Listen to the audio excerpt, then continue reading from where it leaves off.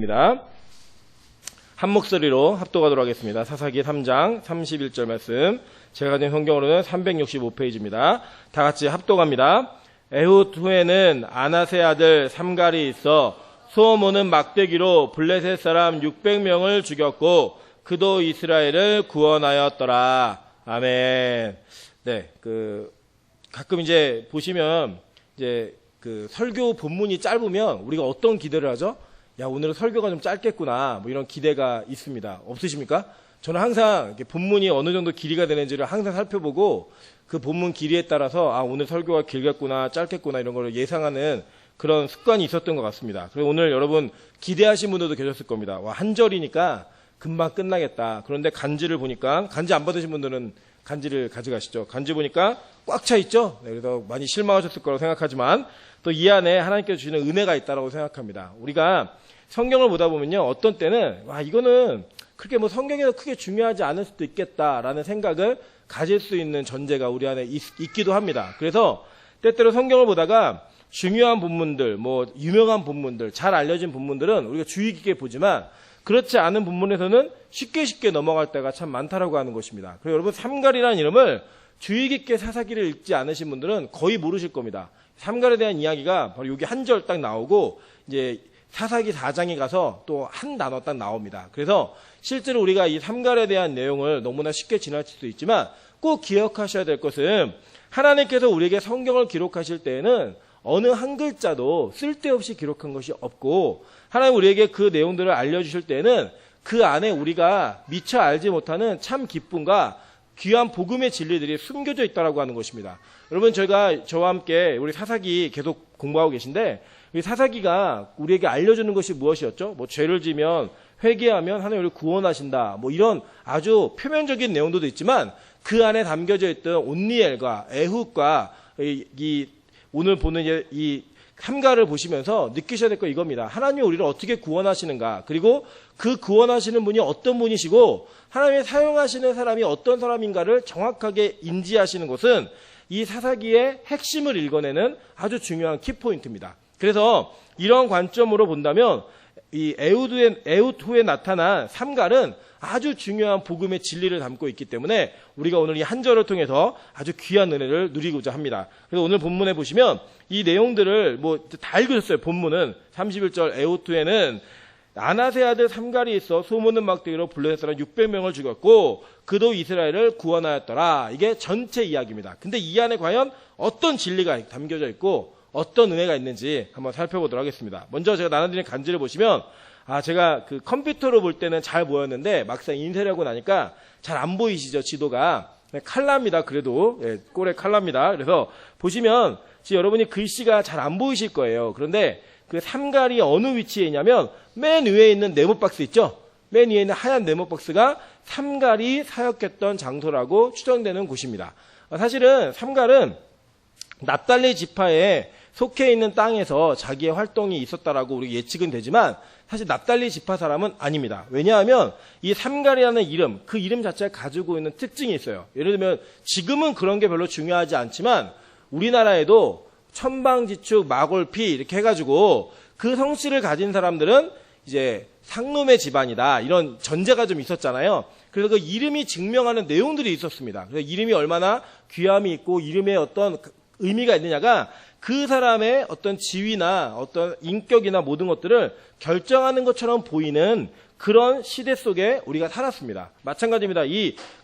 이스라엘도 동양 문화권에 굉장히 가까운 내용들이 같이 있기 때문에 그 당시에 이름이 가지고 있는 의미들은 구약 시대에는 상당히 큰 의미를 지녔습니다. 그리고 이 삼갈이라고 하는 이름은 사실은 이스라엘 족속에서는 찾아볼 수 없는 이름입니다. 여러분 잘 아시겠지만 사가랴가 세례 요한을 임신했을 때 엘리사벳이 임신했을 때 사가랴의 입이 막힙니다. 말을 못하죠. 그죠? 그래갖고 이제 아들의 이름을 아버지가 줘야 되기 때문에 아들의 이름을 서판에 써라 라고 얘기하니까 이 사가랴가 요한이라고 씁니다. 그러니까 쓰니까 그 주변에 있는 사람들이 뭐라고 얘기하냐면 이 요한이라는 이름은 우리 집안에는 없는 이름이다. 이거 왜 네가 요한이라고 썼니? 라고 말을 했어요. 그러니까 여러분 이 유대인들은 어떤 전통이 있었냐면 그 조상 중에 그 이름을 따가지고 그 이름을 반복해서 짓습니다. 그리고 여러분 이 외국 이름 중에 무슨 주니어 뭐 이렇게 얘기하는 사람 있잖아요. 그 주니어는 뭐냐면 아버지나 할아버지의 이름과 그 아들의 이름이나 손자 이름이 똑같은 거예요. 그 주니어라고 붙이는 거. 우리나라는 그렇게 하지 않죠. 그러니까 예를 들면 뭐 저는 임철 그러면 아들의 이름을 임철 주니어 이렇게 짓진 않아요. 그죠? 철자도 안 들어가게 짓잖아요. 그냥 찬수라고 따르게 짓지 전혀 그렇게 이름을 잘못 학렬도 같이 안 하는 게 또 우리 전통이지만 이 유대인들은 그 이름을 똑같이 짓습니다. 그래서 나중에 여러분 저 또 기회가 되면 배울 수 있겠지만 요나단과 다윗이 언약을 맺잖아요. 네 후손과 내 후손 사이에 여호와께서 계시고 우리 서로 축복하자. 절대로 우리가 외면하지 말자라는 언약을 맺습니다. 근데 요나단이 죽죠. 그죠? 그러고 나서 하나님은 다윗을 사용해서 다윗 지파에서는 예수를 나게 하셨고 이 요나단의 지파에서 누굴 낳게 하시냐면 나중에 보면 이 신약의 바울 사도가 자기가 베냐민 지파라는 걸 자랑을 합니다. 그죠? 자랑을 할 때 이 베냐민 지파의 원래 이름이 사울이거든요. 그걸 히브리식으로 발음한 게 사울이고 헬라식으로 발음하면 바울이에요. 그러니까 아마도 이 바울은 사울 집안에 이 혈통을 따라온 사람이 아니겠느냐라고 예측하는 것이 그렇게 큰 억측은 아니라고 성경 신학자들은 이야기합니다. 그래서 이 바울과 예수 사이에 그 복음의 관계가 이루어진 것처럼 다윗과 요나단의 언약이 그렇게 성취되는 것이다라고 성경을 해석해도 전혀 문제가 안 될 만큼 그 집안에 쓴 이름이 계속적으로 반복해서 쓰이는 것들을 보게 됩니다. 그런 차원에서 본다면 이 삼갈이라고 하는 이름은 성경에 그 유대인의 집안에, 그러니까 유대인들의 집안에서는 단 한 번도 발견되지 않는 이름입니다. 실제로 그 고대 근동의 누지 문서라고 하는 문서를 찾아보면 이 아낫이라고 하는 사람 있잖아요. 삼갈의 아버지인 아낫이라고 하는 이름이 우가릿이라고 하는 신화에 나오는 그런 이름입니다. 그러니까 이방인의 신의 이름인 거예요. 그러니까 예를 들어 이름이 뭐 임부처 이런 거예요. 이름 자체가. 그 이름 자체에서 이미 이방인의 색깔이 너무나 분명하게 나타나 있습니다. 그 아낫이라고 하는 이름이 그랬다라는 거예요. 그래서 이 아낫은 그 사랑과 전쟁의 여신이었습니다. 그리고 이 삼갈이라고 하는 이름은 어떤 이름이었냐면 그 당시에 그 족속들이 섬기는 그 태양신의 이름이었어요. 태양신. 그러니까 그 신의 이름을 그대로 딴 그런 사람이었습니다. 그래서 이 삼갈은 지파도 나와 있지 않고 그 이름 자체가 증명하는 것이 아마도 이는 유대인이나 이 이스라엘 백성이 아니었다라고 추측하는 것이 정확한 해석이라고 보여집니다. 이 그런 사람이 갑자기 등장한다는 거예요. 그러니까 보면 이 삼갈이라고 하는 사람은 절대로 그 이스라엘의 사사가 될 만한 그런 어떤 자격이라든지 능력이 갖춰져 있다 할지라도 그가 되기가 굉장히 힘든 사람이었다라는 거예요. 더군다나 이 삼갈이 활동했던 시기는 아주 애매하게 나타납니다. 여러분 보시면 그냥 성경에는 에훗 후에는 이라고 나와요. 그죠? 그래서 보니까 4장 1절 한번 보세요. 4장 1절에 보니까 에훗이 죽으니 이스라엘 자손이 또 여호와의 목전에 악을 행하매 라고 얘기해요. 그죠? 4장은 누구 이야기예요? 어느 사사 이야기예요? 네, 드보라의 이야기예요. 드보라. 그러니까 지금 에훗이 죽은 다음에 사사가 된 사람은 누구예요? 드보라예요. 드보라. 그러면 그 중간에 낀 삼갈은 어떤 사람이냐? 31절에 에훗 후에는 이라고 나와요. 그죠? 그러니까 에훗이 그렇게 에훗이 그 전에 우리가 알고 있는 그 일들을 행하죠. 저 갑자기 이름을 잊어버렸네요. 사사 에훗이 에글론을 죽이잖아요. 죽이고 난 다음에 몇 년 동안 평화가 있었어요. 30절 보니까 80년 동안에 평온했던 거예요. 그러니까 이 삼갈은 어떤 시기에 태어났냐면 어떤 시기에 사사가 되었냐면 에훗이 죽기 전에 사사가 된 거고 에훗이 죽고 난 다음에는 드보라가 사사가 된 거예요. 그러니까 이 삼갈은 에훗이 살아있는 시기에, 그러니까 여기서 우리가 성경의 진술을 그대로 살펴보면 그 땅이 80년 동안 평온했을 때 그때에 에훗의 뒤를 이어서 사사가 된 사람인 거예요. 자, 여기까지 이해되셨죠? 그러니까 이 에훗이 80년 동안에 이룬 그 평온의 시기에 활동했던 사사가 바로 삼갈인 겁니다. 삼갈. 그리고 보면은 뭐라고 얘기하나 보니까 여기 한번 5장 6절을 보겠습니다. 5장은 이 드보라의 찬양인데 아낫의 아들 3번이에요. 간지 3번.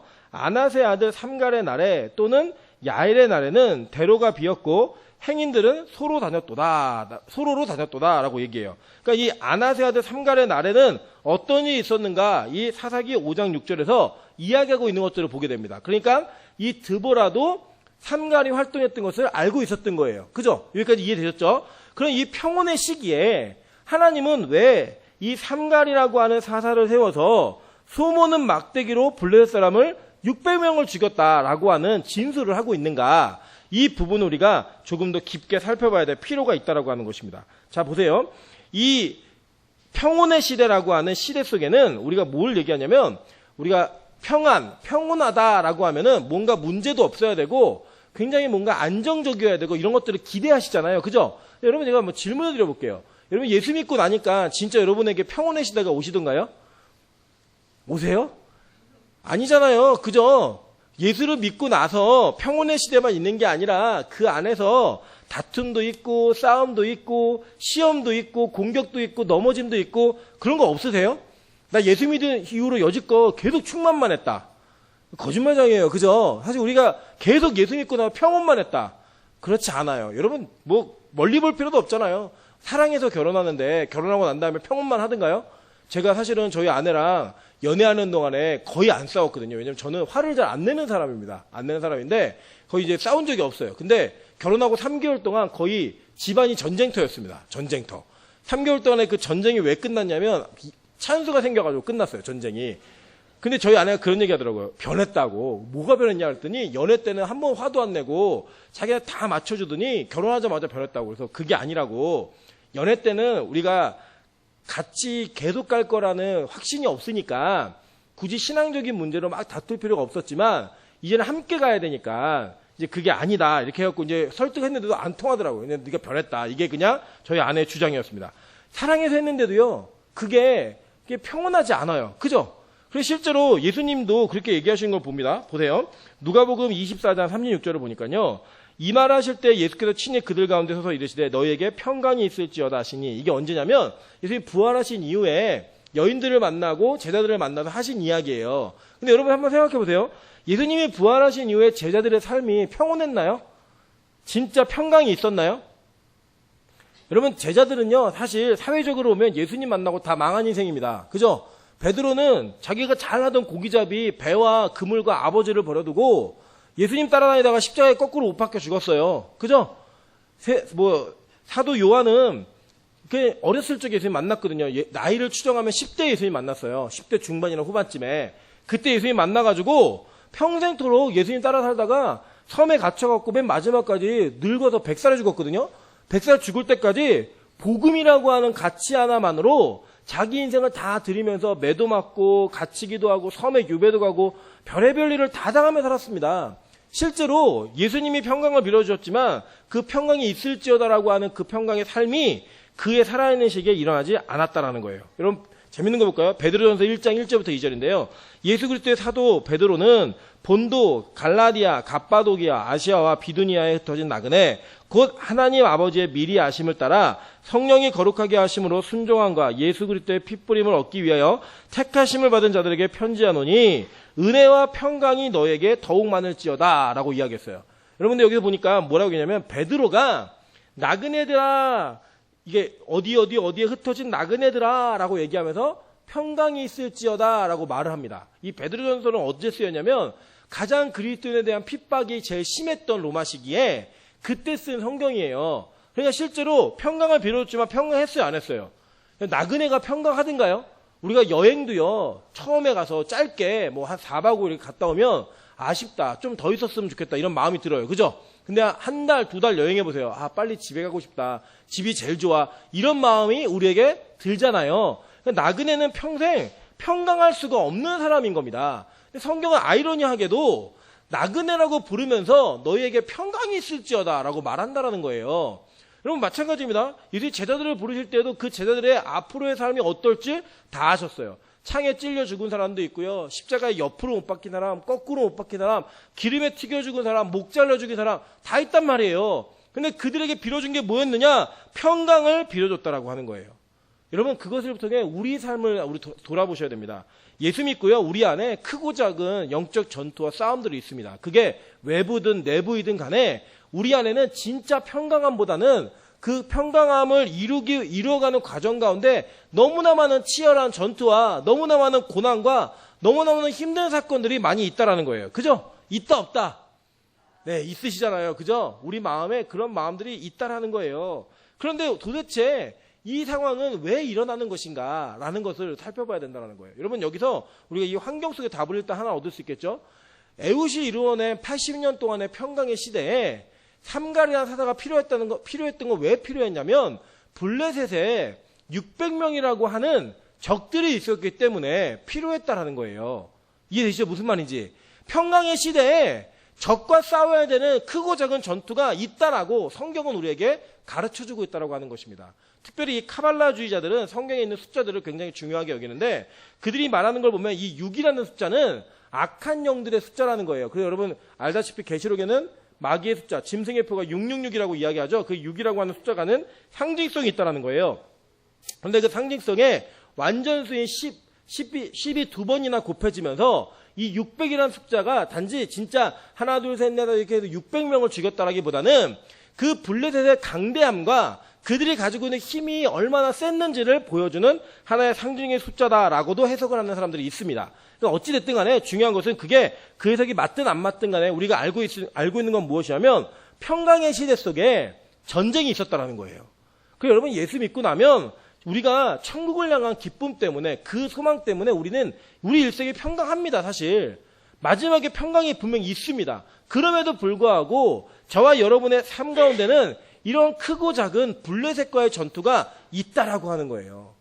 그때 과연 우리가 이 전쟁을 어떻게 이기는 것인가, 어떻게 이 전쟁을 싸워내야 하는 것인가 라는 것들을 보도록 하겠습니다. 근데 재밌는 게 뭐냐, 방금도 우리 살펴봤듯이 이 삼갈이라고 하는 인물은 그렇게 우리가 존경하거나 그 삼갈이 대단하게 보이거나 이 사람의 능력이 크다라고 얘기할 수 없어요. 여러분 보세요. 나중에 기회가 되면 우리 또 사무엘상하도 살펴보겠지만 거기 골리앗이 가지고 나온 칼이나 창의 무게가 어느 정도가 되는지를 이야기합니다. 골리앗의 창이 약 7kg 정도가 됐습니다. 7kg 정도. 창 자체가. 그 정도의 무기를 다룰 수 있었던 사람이라고 하면 굉장히 힘이 강했겠죠. 그죠? 그 강한 힘을 가진 사람이라고 하는 것을 그 성경을 통해 살펴만 보아도 알 수 있다라는 거예요. 그런데 오늘 삼갈이 쓴 무기가 뭐냐? 소모는 막대기예요.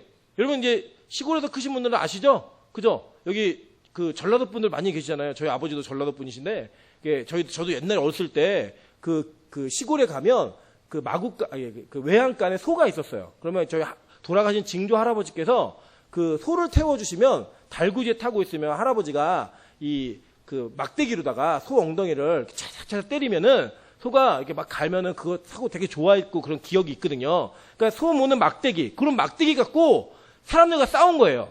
여러분 잘 보셔야 됩니다. 이게 뭘 얘기하는 거냐? 지금 삼갈은 유다의, 그러니까 이스라엘의 사사가 될 만한 자격이 없는 사람이에요. 이미 실격이에요. 그죠? 그리고 그가 사용한 무기조차 남들이 보면 야 어떻게 저걸로 싸워? 라고 하는 그런 불안함이 들 만한 무기라는 거예요. 제가 일전에 중학교 때 친구들하고 텐트를 가지고 시골에 놀러 간 적이 있습니다. 시골 놀러 갔는데 텐트를 치고 저희 6명이 4인용 텐트에서 막 껴서 자고 있는데 그 동네에 깡패 분들이 텐트 안에 누가 있나 이렇게 하나씩 다 들춰보는 거예요. 저희 있는 지역에. 저희가 깡패들이 돈을 뺏으려고 그러면 싸우자. 그래갖고 무기를 하나씩 집기 시작했습니다. 그래갖고 안에 있는 사람께 무기를 나눴는데 저한테 무기가 탁 왔는데 딱 잡아보니까 소세지 긴 소세지를 제가 준 거예요. 그래서 나중에 이제 저희가 다 가고 나서 큰일은 없었어요. 그냥 여자가 있는지 없는지 본 거더라고요. 보니까 다 남자였더니 갔는데 소세지를 주냐고 어떻게 싸우는데 이걸로 어떻게 싸우냐고. 그걸로 맞으면 진짜 아프다고. 이게 그 정도의 개념인 거예요. 소모는 막대기라고 하는 개념 자체가.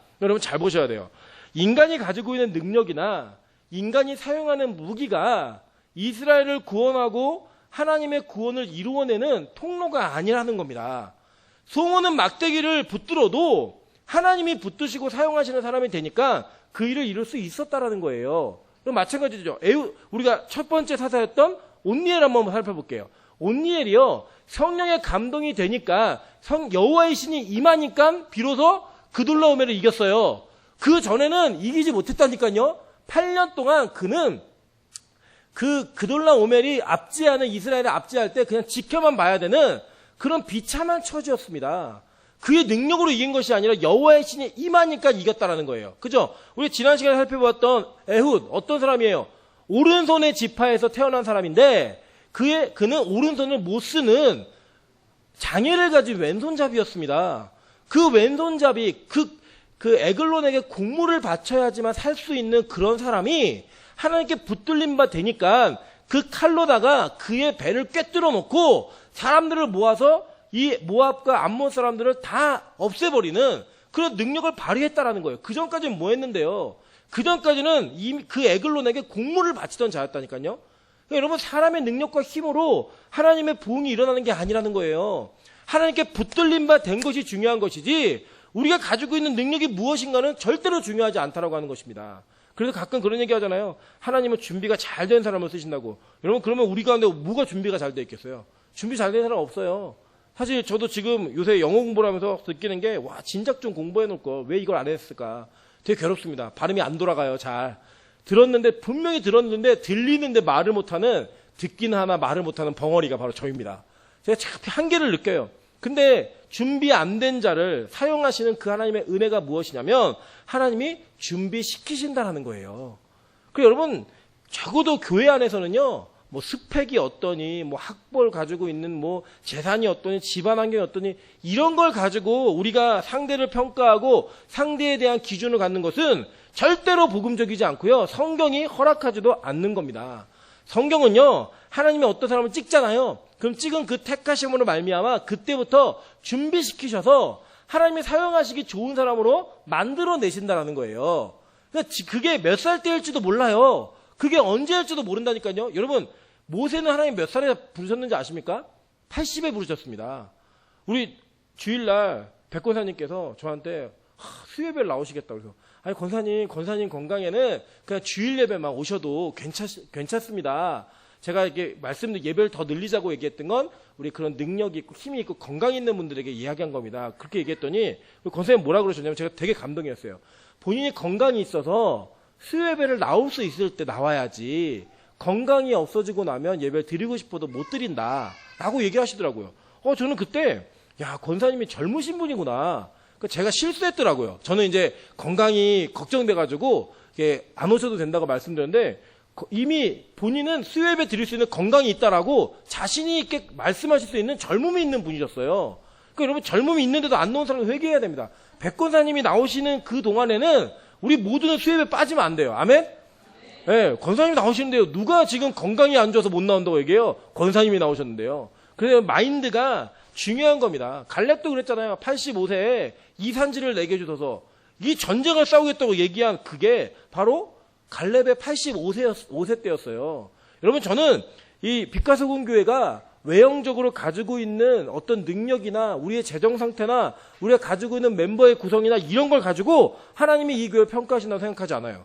하나님의 손에 붙들림 받은 교회가 되면 이 세상 그 어떤 누구도 못 이뤘던 일들을 이룰 수 있다고 믿습니다. 아멘? 정말 그게 우리가 가져야 되는 믿음인 거예요. 보세요. 바울이 뭐라고 고백하는가? 빌립보서 3장 4절부터 9절입니다. 그러나 나도 육체를 신뢰할 만하며 만일 누구든지 다른 이가 육체를 신뢰할 것이 있는 줄로 생각하면 나는 더욱 그러하리니 나는 8일 만에 할례를 받고 정통 유대인이라는 소리예요. 이스라엘 족속이요, 베냐민 지파요, 히브리인 중에 히브리인이요, 율법으로는 바리새인이요, 열심으로는 교회를 받게 하고 율법의 의로는 흠이 없는 자라. 그러나 무엇이든지 내게 유익하던 것을 내가 그리스도를 위하여 다 해로 여길 뿐더러 또한 모든 것을 해로 여김은 내 주 그리스도 예수를 아는 지식이 가장 고상하기 때문이라. 내가 그를 위하여 모든 것을 잃어버리고 배설물로 여김은, 이 배설물이라고 하는 헬라어가 스키발론이라는 단어인데 실제로 번역을 하면 똥, 쓰레기, 폐기물, 오물이에요. 그러니까 배설물가 되게 고상해 보이시죠? 똥이라고 그냥 똥. 그 자랑한 거 있잖아요, 여지껏. 나 어떤 사람인 줄 알아? 너네가 그렇게 육체 자랑할 게 많어? 야, 나는 난지 8일 만에 할례 받았고, 얘기하면, 야, 나 5살 때부터 방언했어. 나 어떤 사람인 줄 알아? 나 명문 기독교 집안에서 태어난 사람이야. 우리 뭐 6대째 있는 집안이야. 그리고 난 정통 유대인이고, 나 목사 집안이야. 내가 성경 모르는 거 없고, 성경을 아무리 나한테 갖다 대도, 나 그 어떤 것도 밀리지 않을 만큼 나는 완벽하게 산 사람이야. 라고 얘기했어요. 그죠? 근데 그가 얘기한 게 뭐예요? 이거 다 똥이라는 거예요, 똥. 왜냐? 그것은 자기 의이기 때문에. 자기의 의이기 때문에 그거 다 똥이라는 거예요, 똥. 여러분, 화장실에서 뒷일을 보시고 아까워가지고 계속 쳐다보고 계세요? 와, 이 아까운 거 어떻게 내리지? 그런 사람 없습니다. 그죠? 단번에 내려, 보지도 않고 내려요. 그죠? 오히려 남이 내려놓은 거 안 내려놓고 나가면은 굉장히 불쾌하고, 막 구역질 나고 역겹잖아요.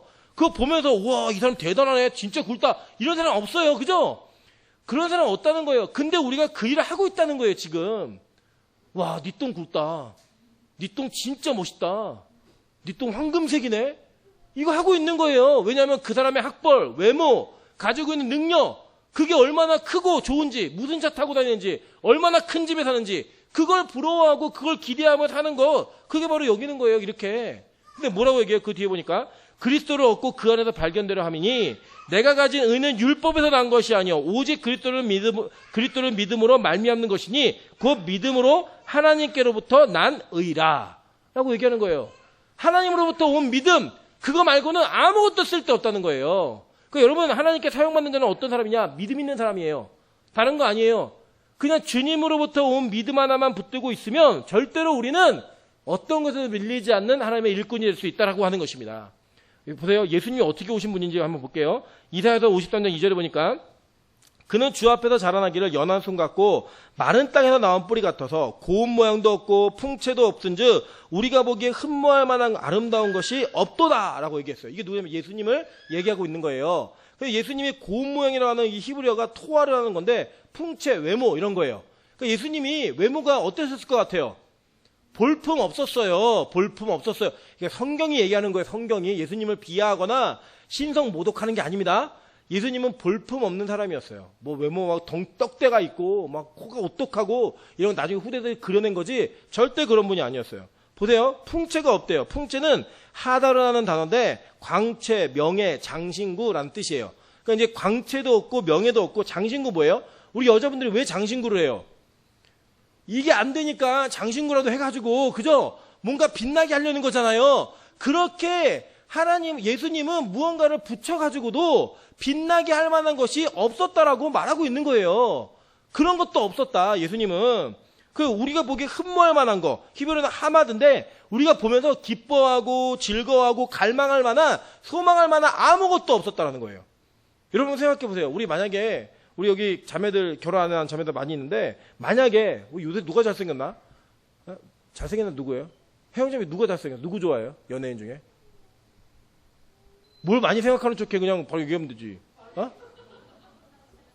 박 누구요? 그래, 방탄소년단의 누구? 비가 내 옆에 앉아있다. 생각만 해도 좋은 거예요. 벌써 웃음이 터지잖아요. 저 크게 놓고 처음 봤네요, 진짜. 비가 옆에 앉아있는 거야. 비가 옆에 앉아있으면 우리가 볼 때 그 사람을 보면서 혜영님 예배 드릴 거야. 예배 집중 못해요. 옆에 비가 앉아있는데 어떻게 예배를 드려요? 흠모할 만한 외모가 있잖아요. 그죠? 막 보면서 너무 행복하고 즐겁고 너무나 행복할 거예요. 그죠? 그런 요소가 예수님께 있었다 없었다? 아예 없었다라고 얘기하는 거야. 아예 없었다. 여러분 이게 얼마나 중요한 사실인지 아십니까? 하나님은 우리가 가지고 있는 능력으로 우리를 사용하시는 분이 아니시라는 거예요. 여러분 창세기 계속 보겠지만요. 창세기에서 보면요. 하나님은 의도적으로 장자가 아닌 차자나 말제들을 선택을 하십니다. 이유가 뭐냐면 그 당시에 장자는 그 집안의 힘이에요.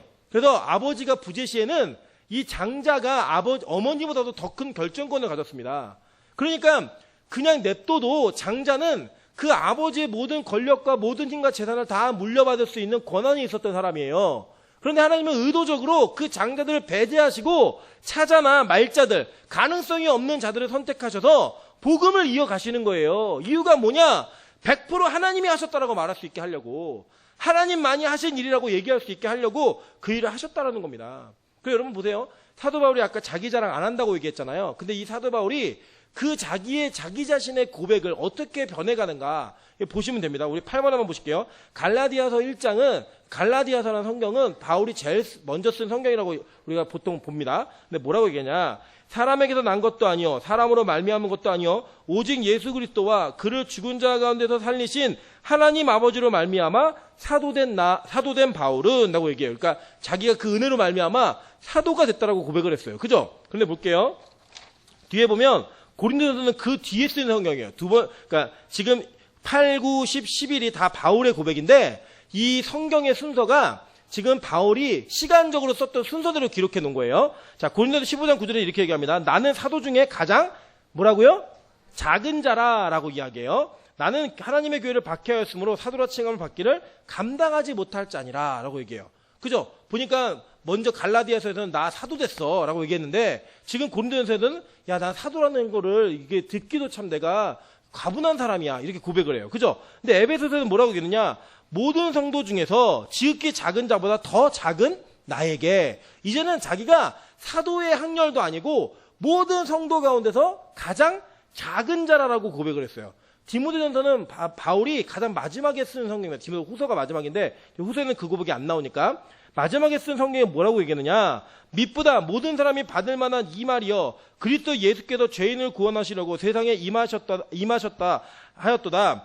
죄인 중에 내가 뭐라고요? 괴순이라 라고 고백을 해요. 여러분 웃기잖아요? 우리는 신앙생활을 오랫동안 하면 사람이 점점 괜찮아져야 되잖아요. 그러니까 원래는 괴수에서부터 나는 지극히 작은 자야 그랬다가 나는 사도 중에 작은 자야 그래서 나는 사도 된 거야 라고 말하는 것이 우리는 신앙의 발전이고 성화라고 이야기를 합니다. 그죠? 근데 이게 얼마나 유교적이고 잘못된 의식이냐면 사도 바울은 뭐라고 고백하느냐? 그가 예수를 만나고 복음을 점점 알아감에 따라 그의 고백은 뭐냐? 점점 자기가 없어지는 거예요.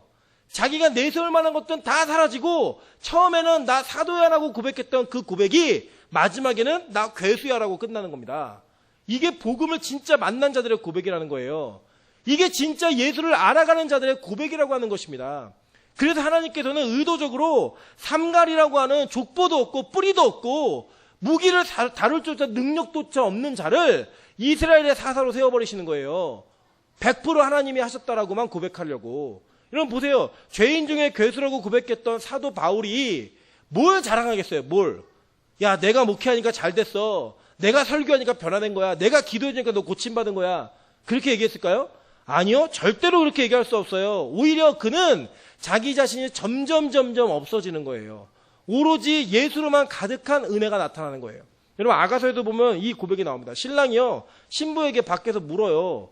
너 자리가 몇 개 있니? 그때 당신과 내가 누울 자리가 있습니다. 신랑 안 들어갑니다. 계속 또 물어요. 너 내가 들어갈 자리가 있니? 있어요. 당신 자리에 내 자리가 있습니다. 계속 얘기해요. 마지막에 신랑이 언제 들어가는지 아십니까? 아가서에 보면 부인이 신부가 이렇게 고백을 해요. 신부가 뭐라 얘기하냐면 당신만이 누울 자리가 있습니다. 라고 했을 때 결국은 거기 들어갑니다.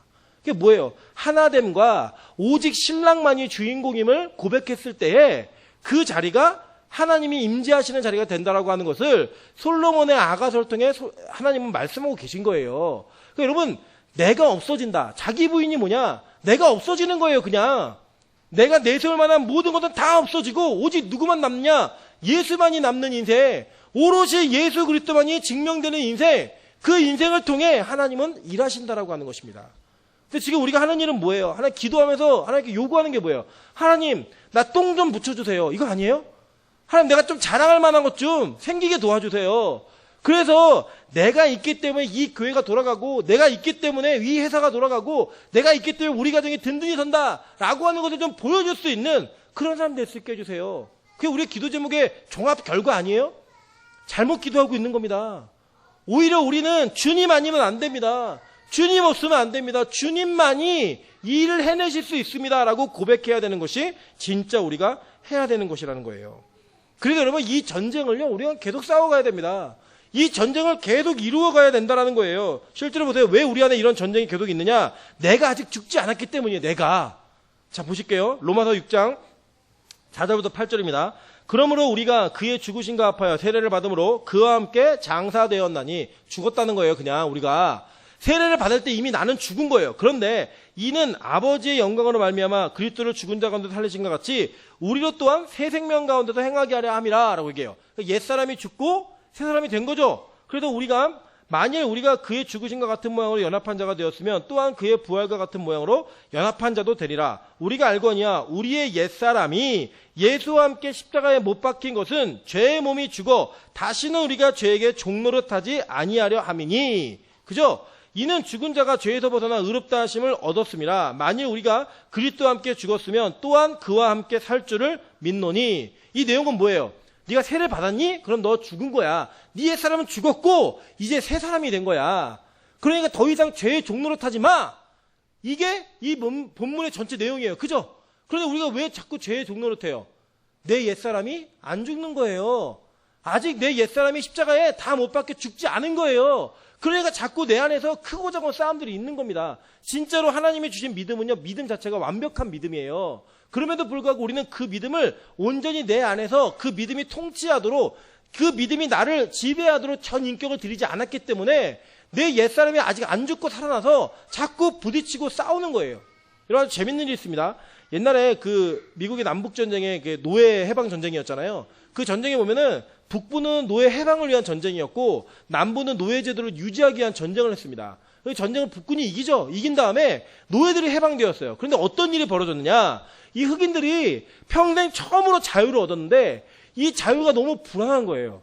이 자유를 사용할 줄 몰라갖고 너무 불안해갖고 다시 스스로 남부 지역의 목화 농장에 종으로 들어가는 일들이 빈번했습니다. 빈번했어요, 실제로. 여러분 잘 보세요. 안 그랬던 것 같아요. 이스라엘 사람들도요, 자유의 몸이 되어서 광야로 나왔잖아요. 근데 그들이 힘들 때마다 했던 얘기가 뭐예요? 다시 애굽으로 돌아가자. 그게 무슨 얘기예요? 나 다시 종으로 가고 싶어. 이 얘기잖아요. 그들이 애굽에서 뭐하고 살았는데요? 종노릇하며 살았거든요. 근데 우리가 이걸 모른다는 거 똑같다는 거예요. 예수 그리스도의 죽으심으로 말미암아 우리가 죄로부터의 자유함을 얻었는데 그 자유보다 뭐가 더 좋냐면 죄의 종노릇하는 게 좋아갖고 내 옛사람이 다시 자꾸 부활하는 거예요. 내 옛사람이 자꾸 다시 살아나는 거예요. 그래 살아나서 그 죄를 향해 걸음을 자꾸 한 걸음 한 걸음 옮기고 있는 거예요. 그때마다 우리는 다시 그 옛사람을 죽여야 된다는 거예요. 자 보세요. 로마서 7장 23절에 이렇게 얘기합니다. 내 지체 속에서 다른 법이 내 마음의 법과 싸워 내 지체 속에 있는 죄의 법으로 나를 사로잡는 것을 보는도다 라고 얘기해요. 그 죄의 법을 온전히 벗어나지 못한 사람은 율법 아래 여전히 매여 있는 자가 되는 거거든요. 그 율법에 사로잡힌 자가 돼서 살고 있다는 거예요. 여러분, 그래서 우리는 내가 죄 짓고 싶은 생각이만 날 때마다 나사렛 예수 그리스도를 명해야 돼요. 죽으라고. 죽어. 그러니까 이게 뭐 자살해라 이런 얘기가 아니라 내 옛사람, 옛성품, 죄된 속성을 자꾸 죽여야 되는 거예요. 그게 영적 싸움인 겁니다.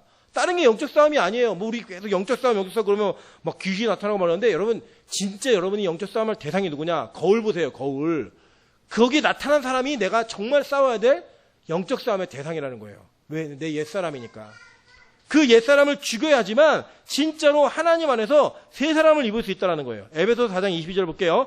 진리가 예수 안에 있는 것 같이 너희가 참으로 그에게서 듣고 또한 그 안에서 가르침을 받았을진데 너희는 유혹의 욕심을 따라 썩어져가는 구습을 따르는 옛사람을 벗어버리고 오직 너희의 심령이 새롭게 되어 하나님을 따라 의와 진리의 거룩함으로 지으심을 받은 새 사람을 입으라.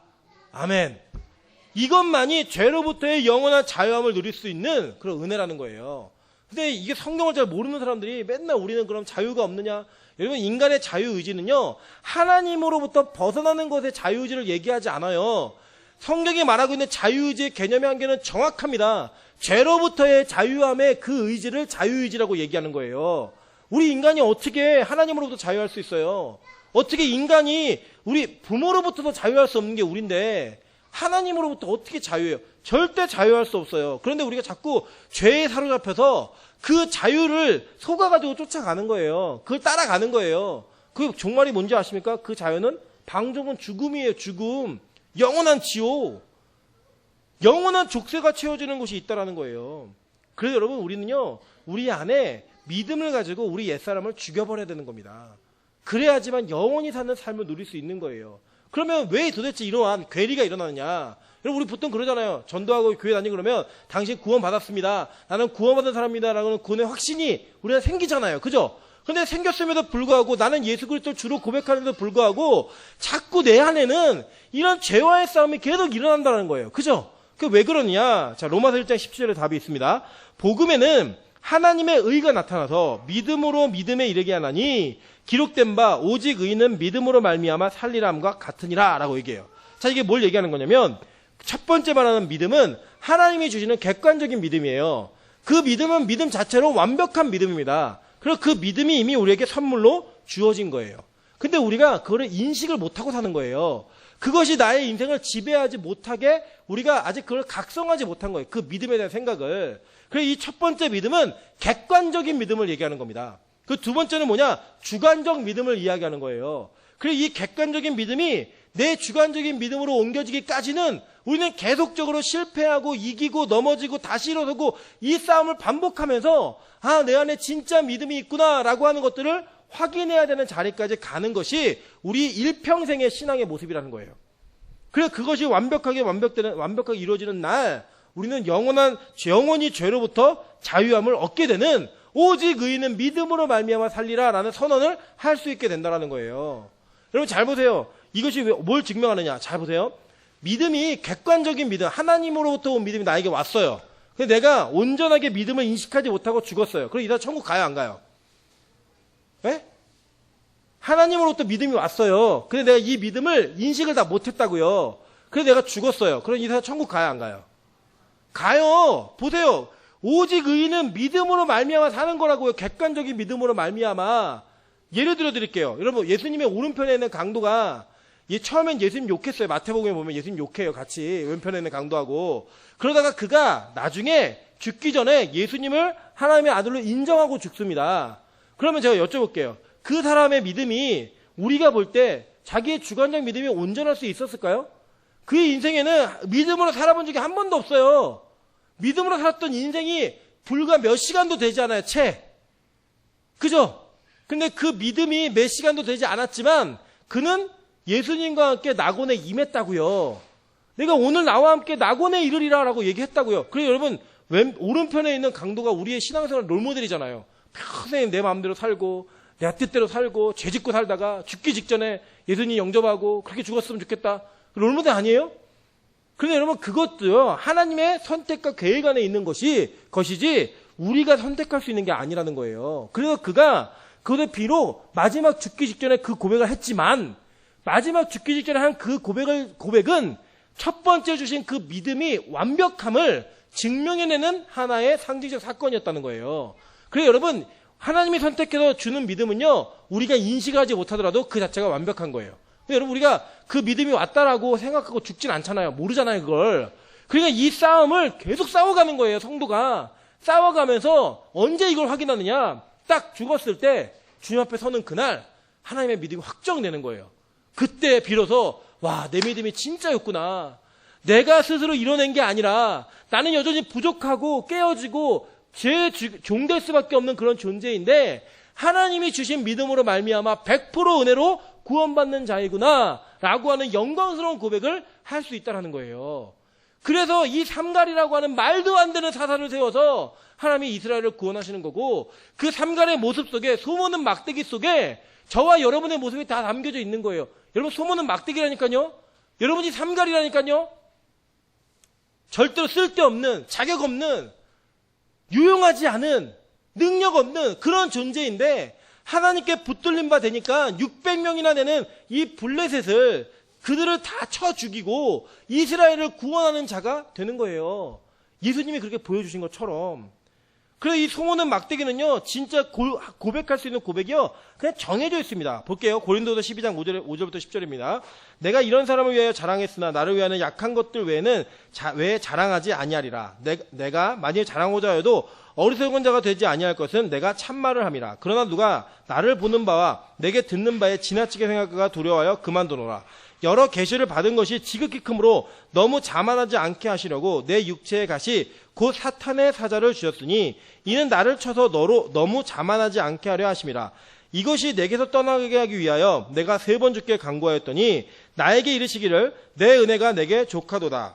이는 내 능력이 약한 데서 온전해짐이라 하신지라.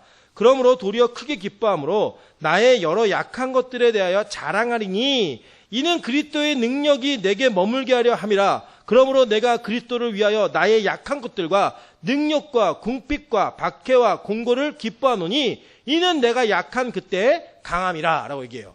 이 전에 이야기가 무슨 얘기냐면요, 바울이 3층천에 올라가서 하늘로부터 받은 계시가 난 있는데 내가 그 얘기 굳이 안 하겠다는 거예요. 이 얘기를 함으로써 내 자랑이 될까 봐 안 하겠다는 거예요. 그리고 오히려 내가 자랑하고 싶은 게 뭐냐, 내 육체에 약점이 있다는 거예요. 사단의 가시, 이게 안질이었다, 간질이었다, 여러 해석이 있지만 중요한 건 뭐냐면 복음을 전하는 자로서 그가 공식적인 자리나 공식적인 입장에서 무언가 사람들에게 비난이 되고 창피거리가 되고 자기의 약함이 될 만한 상처들, 그 약점이 드러나게 나타났다라는 거예요. 근데 바울이요, 그 뭐라고 얘기해요? 그거 자랑하고 있어요. 그 자랑을 통해, 그 자랑이 왜 자랑이냐? 그 약점 자체가 자랑이 아니라 내가 이런 약점이 있는데 하나님이 그 약점을 통해 하나님의 강함을 보여주시고 나를 강하게 만드셨다라는 거예요. 여러분, 이게 무슨 말인지 아십니까? 우리가 보통요, 교회에서나 어떤 사회에서나 회사에서 내가 누군가에게 밀리지 않고 내가 당당하고 싶잖아요. 약점 잡히면 안 돼요. 그래서 내 약점이라든지 내 치부라든지 내 한계라든지 이런 거 드러내면 그 드러낸 것 때문에 약육강식의 세계에서 철저한 고립과 외톨이와 왕따를 당할 수밖에 없는 게 사실 이 모습입니다. 이거는 교회라고 별로 다르지 않아요. 그런데 진짜 좋은 교회는, 진짜 복음의 사람은 그걸 자랑할 수 있어야 돼요. 그거 자랑할 수 있어야 됩니다. 말할 수 있어야 돼요. 왜냐? 하나님이 고치실 거니까. 여러분, 그 문제를 가리고 덮는다고 여러분 괜찮은 사람 아니에요. 그 문제가 아닌 것처럼 보이게 한다고 포장한다고 해서 절대로 여러분 괜찮은 사람 아니라니까요. 성경은요, 그걸 여실없이 폭로시켜버려요. 저는 그랬으면 좋겠어요. 우리가 말씀을 들을 때마다 또 신앙생활 할 때마다 각 가정이나 개인의 약점들, 여러분 쉽게 말 못하는 문제도 있잖아요. 그렇게 다 드러났으면 좋겠어요. 그 다 드러났는데 그 드러나는 것을 끝내는 게 아니라 그 드러남을 통해 하나님이 그 개인에게, 그 가정에게 어떻게 역사에서 그것을 고치시는지를 보일 수 있다면 이 교회는 그 어떤 교회보다 강력한 교회이고 그 가정은 어떤 가정보다 강력한 가정이고 그 개인은 어떤 사람보다 강력한 하나님의 사람이라고 하는 것입니다. 그게 증명되어야 되는 거예요. 여러분 기도 부탁하세요. 저도 예전에 장년부 사역하다 보면 장년부 어른들이 가끔 병원에 입원해갖고 암에 대한 진단을 받을 때가 있으십니다. 근데 부탁하는 내용이 너무 천편일률처럼 똑같아요. 교회에 알리지 말아달래요. 교회에 말하지 말아달래요. 그래서 제가 물었어요. 한 번은 도대체 왜 그렇게 교회에 알리지 말아달라고 얘기하세요? 이렇게 웃으면서 여쭤봤더니 사람들이 암 걸렸으면 저주받아 죽었다고 그런다고, 뭘 잘못해서 죄 때문에 그런 병이 걸렸다고 얘기한다고 그렇게 말한다는 거예요. 여러분, 엘리사가 왜 죽었는지 아십니까? 엘리사가요, 고이 죽지 않았어요. 엘리사가 죽을 병이 들려서 죽었습니다. 엘리사도 남의 병을 고치고 죽은 사람을 살렸던 사람조차도 자기가 죽을 병에 걸려서 죽었다니까요. 근데 그게요, 하나님이 그냥 랜덤으로, 하나님의 계획 가운데 랜덤으로 찍은 사람에게 주는 인생의 마지막 고난일 수도 있고 축복일 수도 있어요. 무슨 말인지 이해 안 되세요? 제가 증거를 드릴게요. 저희 어머니에게 어떤 일이 있었냐면, 그 남양설비라고 우리나라 그 설비업체 재계에 5위 안에 드는, 그러니까 나삼백화점, 뭐 횃불회가 이런 거 다 지으신 그 사장님이 저희 어머니네 교회 교인이셨어요.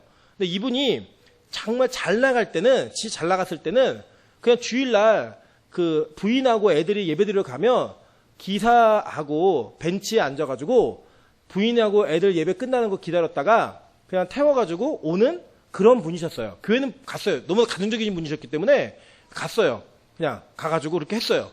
그런데 어느 날 사업이 망해서 나삼백화점이 부도가 딱 나기 시작하면서 나삼백화점의 시공을 이분들이 다 하셨거든요. 부도가 나면서 다 무너졌어요. 그리고 그분이 그렇게 되면서 빚이 80억 넘은 빚을, 개인 빚을 지고 완전 파산했습니다.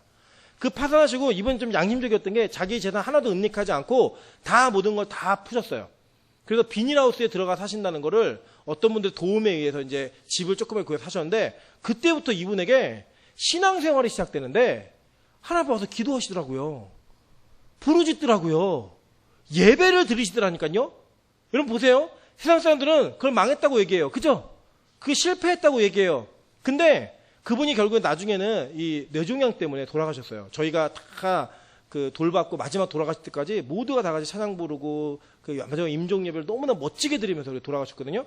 그분 천국 가셨습니다. 확신해요. 그 아들은 그 사건으로 인해 신앙을 갖고 지금 목사가 되어 있습니다. 저 이제 한번 그 기회가 되면 또 올 거예요. 올 건데 저보다 1년 후배인데 아주 착한 목사예요. 그런 목사가 됐어요. 뭐라고 얘기했는지 아세요? 그 아이가, 제 후배 목사가 우리 집은 부자일 때 화목한 집안이 아니었다고. 근데 망하고 나서 화목해졌다고. 이게 복이라고. 여러분, 우리가 병에 걸려서 회개하고 천국 갈 수 있다면 그 복입니다. 아니라고 생각하세요?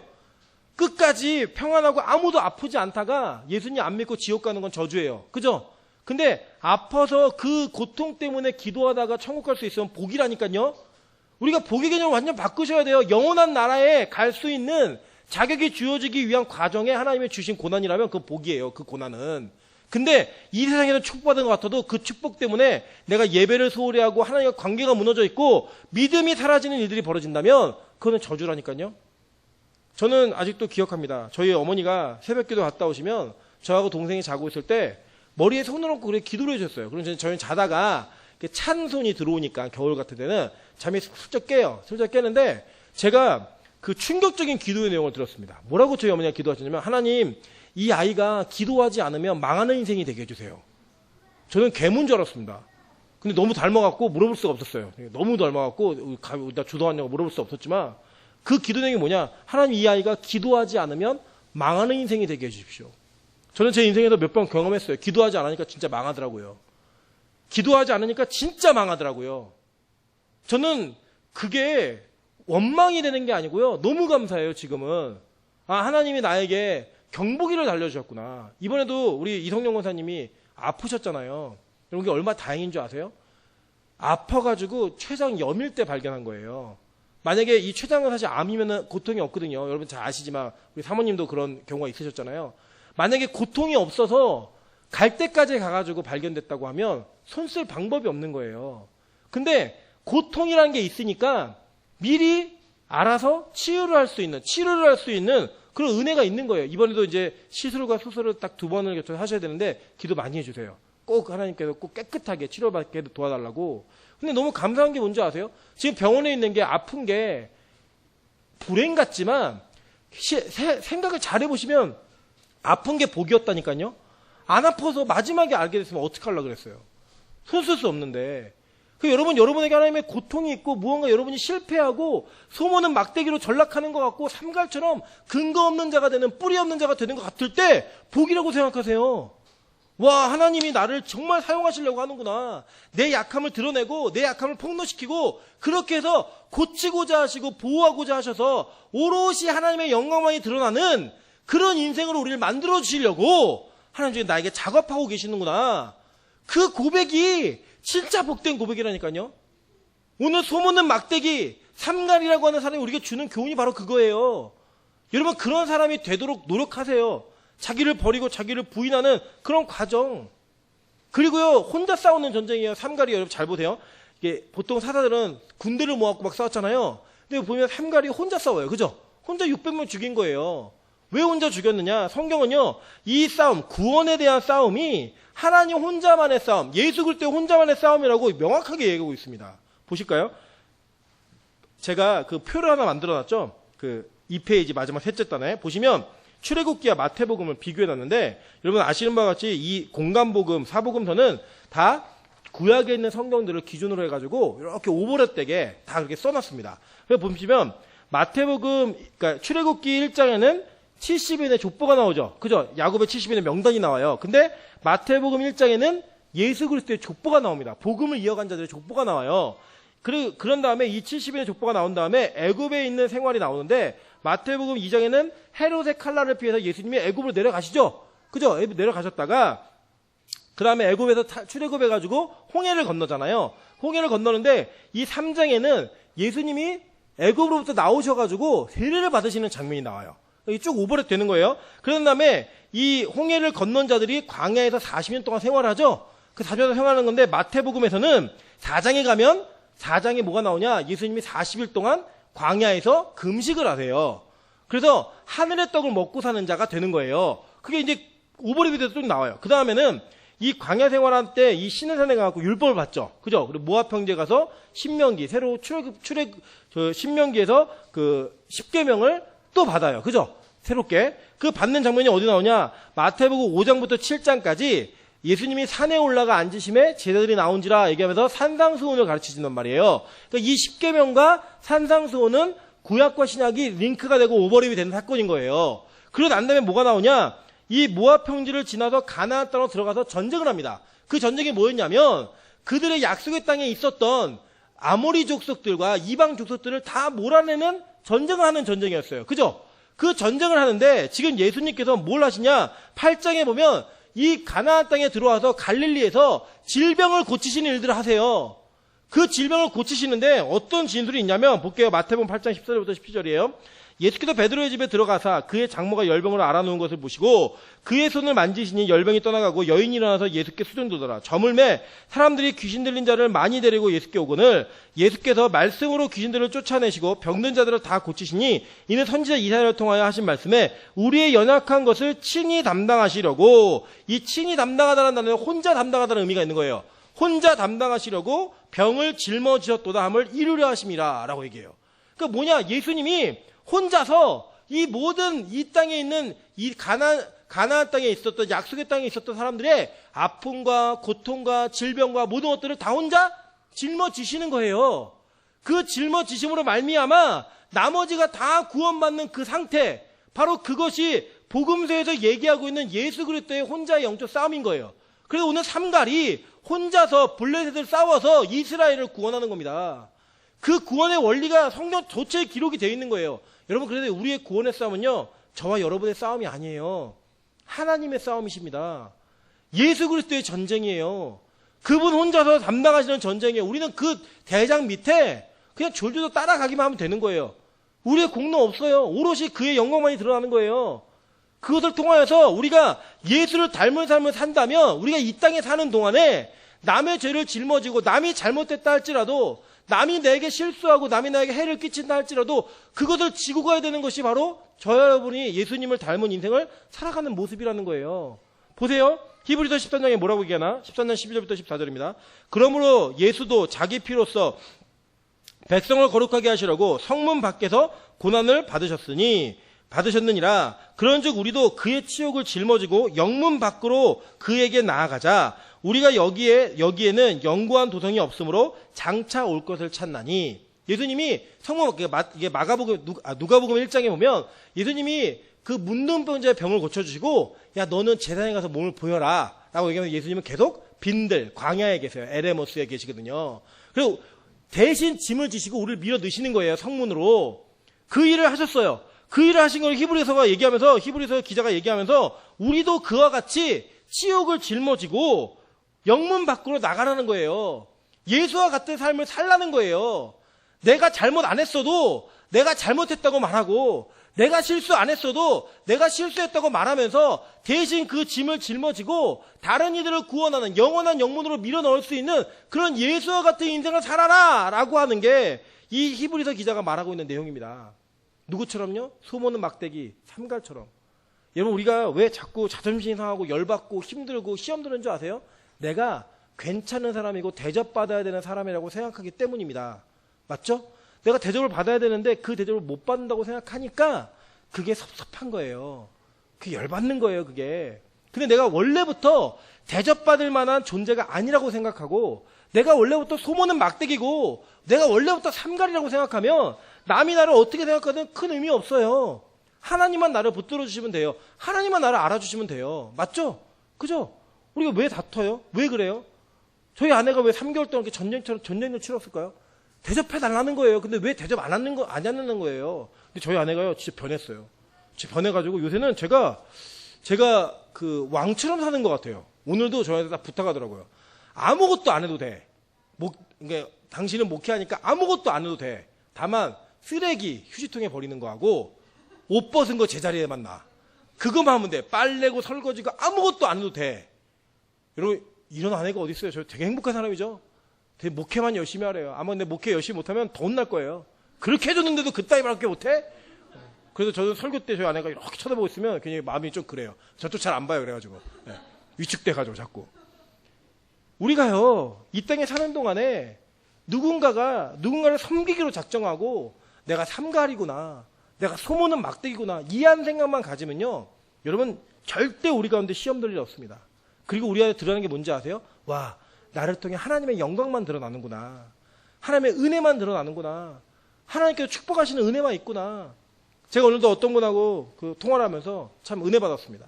참 억울한 일을 당하고 힘든 일을 당하셨는데 마지막에 끝까지 상대를 용서하기 위한 그 몸부림을 치시는 걸 보면서, 아, 그래, 이게 진짜 기도하는 분의 모습이지, 이게 진짜 예수를 믿는 사람의 모습이지. 물론 그 억울함이 다 해결 안 될 수 있어요. 우리 막 생각하면 또 열받고 막 이럴 수 있어요. 근데 딱 한 가지만 기억하시면 됩니다. 예수님은요, 죄도 없이 아무 잘못도 없이 저와 여러분의 죄 때문에 십자가에 달려 돌아가셨습니다. 그거 하나만 기억하면 어떤 억울한 일도, 어떤 슬픈 일도, 어떤 황당한 일도 우리 다 감당할 수 있습니다. 그죠? 그게 우리가 해야 될 일이에요. 저는 앞으로 우리 교회 생활 하다 보면 저와 여러분 사이에, 또 여러분과 여러분 사이에 많은 오해의 문제와 불신의 문제와 다툼의 문제들이 있을 거라고 좀 믿습니다. 사람 하는 곳은 다 그래요. 교회는요, 죄인들 모이는 곳이기 때문에 저도 죄인이고 여러분도 죄인이기 때문에 죄의 모습이 반드시 드러나게 되어 있습니다. 그때 네가 잘했느니 네가 잘못했냐고 손가락질을 상대하기 시작하면 이 교회 끝난 겁니다. 그냥 하나님 교회 아니에요. 그때 내가 잘못했다고, 내가 미안하다고 먼저 말하는 거예요. 우리 안 싸울 수 없어요. 싸우세요. 근데 싸우시더라도 해가 지기 전에 내가 잘못했다고, 내가 미안하다고 먼저 얘기하면서 나 삼갈이야, 나 소문은 막대기야. 안 되시면요, 써붙이세요. 손바닥에 쓰세요. 소문은 막대기 쓰세요. 명차 자고 다니시든지. 삼갈. 제가 예전에 중고등부한테 은혜를 받았어요. 아이가 하도 욕을 하는 아이인데 얘가 은혜 받으니까요, 자기 입에서 자기도 모르게 욕이 너무 나가니까 여기 손등에다가 말조심 썼어요. 볼펜으로, 굵은 글씨로. 말조심. 그렇게라도 해서 죄를 안 접으려고. 저와 여러분이 우리 삼갈처럼 살았으면 좋겠어요. 나중에 또 누가 우리 교회 부교육자가 개척하면 교회를 삼갈교회. 멋있죠? 소문은 막대기 교회. 멋있잖아요. 그런 교회 좀 있었으면 좋겠어요. 저는 우리는 교회 이름을 그렇게 바꿀 수 없지만 진짜 우리 교회 그렇게 됐으면 좋겠습니다. 삼갈교회. 소문은 막대기 교회. 저와 여러분이 그런 인생으로 살아가다가 진짜로 하나님께서 우리의 약함을 통해 자신의 강함을 나타내시는, 우리의 연약함을 통해 하나님의 은혜가 온전히 드러나는 그런 영광스러운 교회, 멋진 교회 되시기를 주님의 이름으로 축원합니다. 아멘. 우리 같이 한번 통성으로 기도하겠습니다. 기도할 때 하나님, 정말 우리는 아무것도 아닌 존재들입니다. 근데 조금만 섭섭한 일 있으면 열받고, 조금만 날 안 알아주는 것 같으면 시험 들고 그랬던 순간이 너무나 많습니다. 저도 그랬고요. 근데 하나님, 이제는 진짜 내가 소문은 막대기임을 잊지 않게 도와주십시오. 내가 삼갈임을 잊지 않게 도와주십시오. 능력 없고 더 부족하고 뿌리도 근거도 없는 인생이지만 나의 인생을 통해 예수님께 일하시는 모습을 보여주셔서 내 인생을 통해, 내 약함을 통해 하나님의 강함이 드러나고 예수 그리스도의 영광이 드러나는 그런 인생이 될 수 있게 도와달라고 우리 주여 한번 크게 주네 통성으로 같이 한번 기도하겠습니다. 주여! 하나님 아버지,